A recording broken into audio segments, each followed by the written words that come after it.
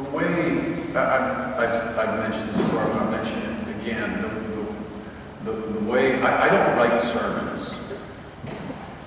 I prepare them, and I create them.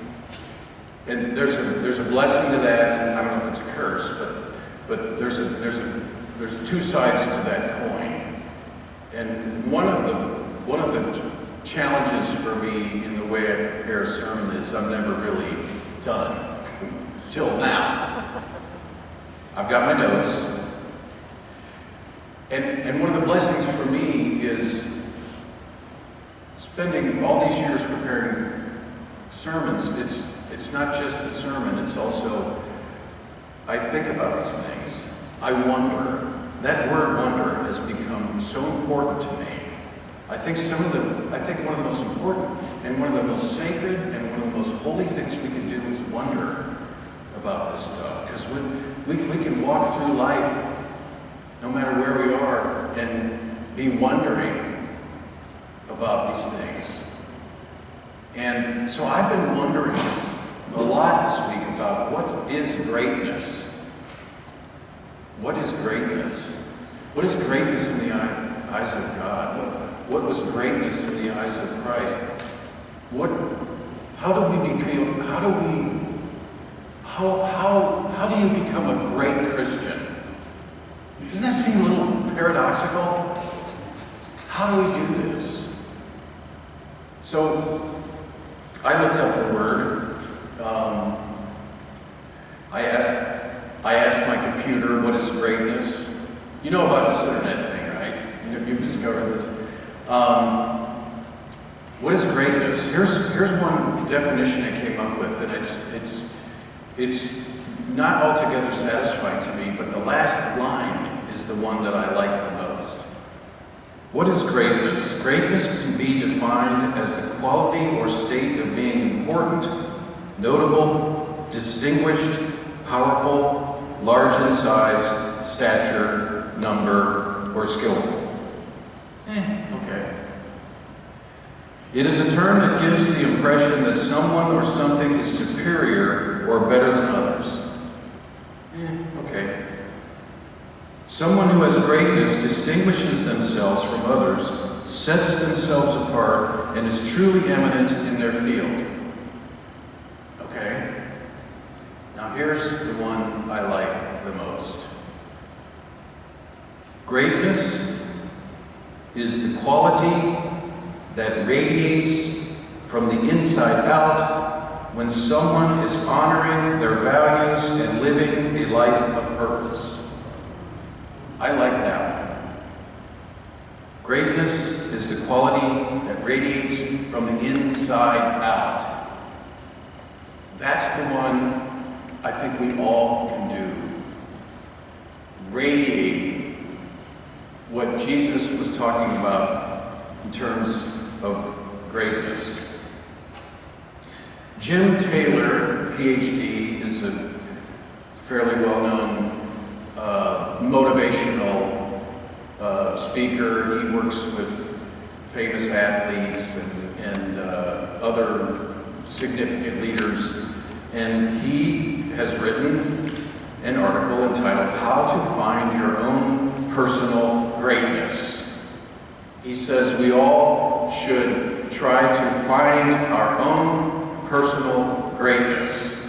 And he lists some things at the end of the article, and I just want to walk through them with you.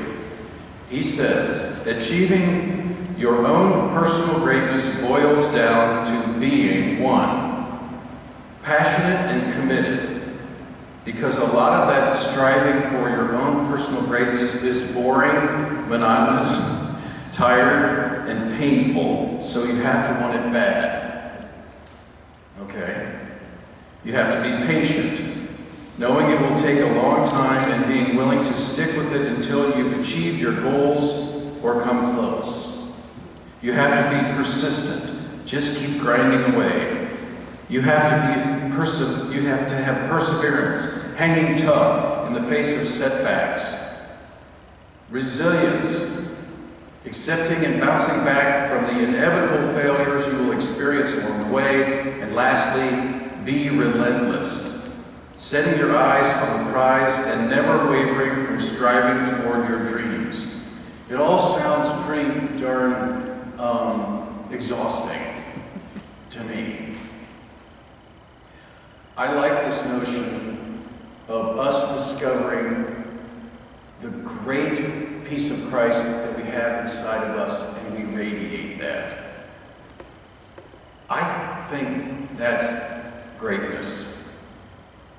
All right, I'm going to read a couple of things that my Bible commentator said. I love this part. What we just heard read, the first thing that my favorite commentator says is this. This episode shows the disciples' incredible lack of perception. He's saying here, that's a very academic way of saying that the disciples are being clueless. They have no concept of what's happening around them in this particular episode. And Jesus is preparing for the big end that's coming, and they're arguing behind his back as to who is the greatest. Now, about this child.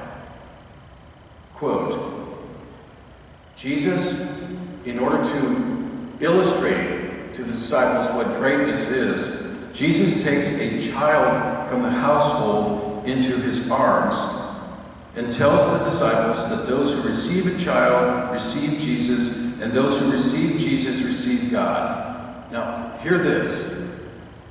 The shocking element in this episode cannot be appreciated by modern readers. That's you and me. We're the modern readers. We have a hard time appreciating this because, quote, our social conventions have exalted childhood as a privileged time of innocence, and this romantic view is usually imported into these passages. However, the child in antiquity, during Jesus' time, the child in antiquity was a non-person. Children should have been with the women, not hanging around the teacher and his male students. This is shocking to the disciples. Of all the things that Jesus is saying, you want to be great? Be like this non-person. A couple more quotes. This example treats the child who was socially invisible as the stand-in for Jesus. And in this passage in Mark, the lesson about hospitality to the lowly is directed toward the disciples.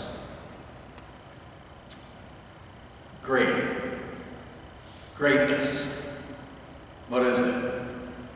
Well, gosh, it was early 2000s, and I was serving a church in Akron, and I was asked to participate with the University of Akron in an event called Make a Difference Day. A bunch of universities throughout the United States, they picked the same day, and they picked it about 6 weeks out, and we organized Make a Difference Day. We did a bunch of mission projects on that day, and I participated. And after Make a Difference Day, some of us were invited to Columbus to a banquet. It was a lunch banquet to celebrate all these universities coming together to celebrate Make a Difference Day. And so I went, and I traveled down by myself. I was going to meet some people there. And it was a big event, hundreds of people at I forget what hotel in Columbus.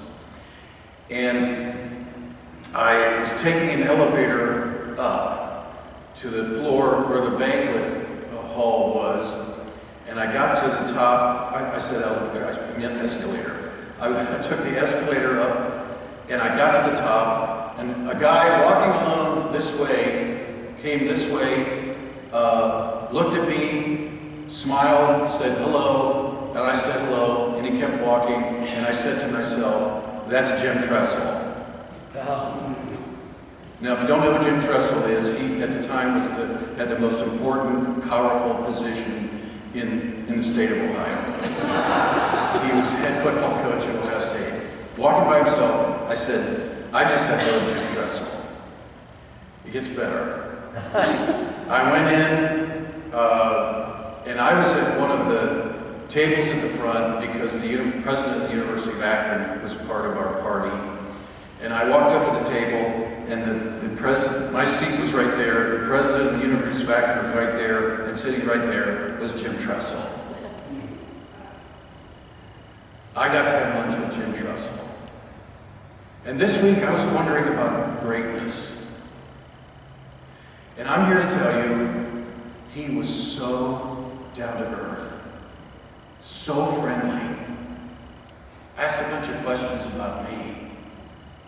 Does anybody know the baseball player Al Oliver? Anybody? What's that? Yes. Well, he was at the table too. And I got to, he was, for those of you who don't know, he's a famous Major League Baseball player. Played for the Pirates. Pirates are okay. Steelers are bad. Pirates are okay. And I got to talk with Al Oliver about my hero. I got to ask him questions about Roberto Clemente. Jim Tressel and Al Oliver. I'm focusing on Jim Tressel. And I couldn't wait to go home and tell Vicki that I had lunch with Jim Tressel. And I know what I said to her. She said, "What was he like?" And I said, what did I say? He was great. He was great.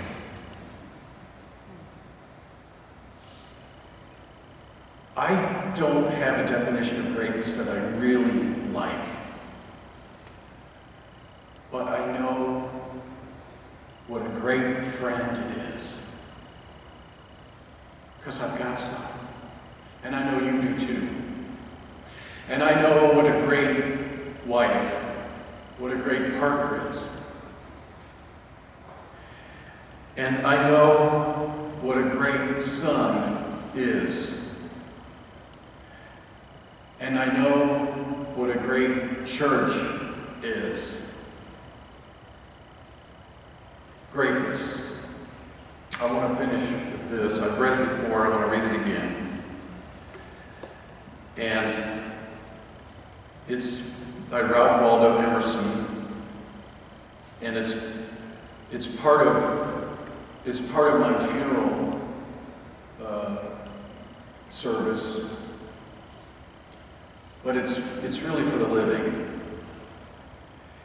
And he ends by saying, "This is to have succeeded." I'm going to read that line, but I'm going to change it a little for today. Ralph Waldo Emerson. "To laugh often and love much, to win the respect of intelligent people and the affection of children, to earn the acknowledgement of honest critics and endure the betrayal of false friends, to appreciate beauty, to find the best in others, to give oneself, to leave the world a little better, whether by a healthy child, a garden patch, or a redeemed social condition, to have played and laughed with enthusiasm, to know even one life has breathed easier because you have lived. This is greatness." Amen?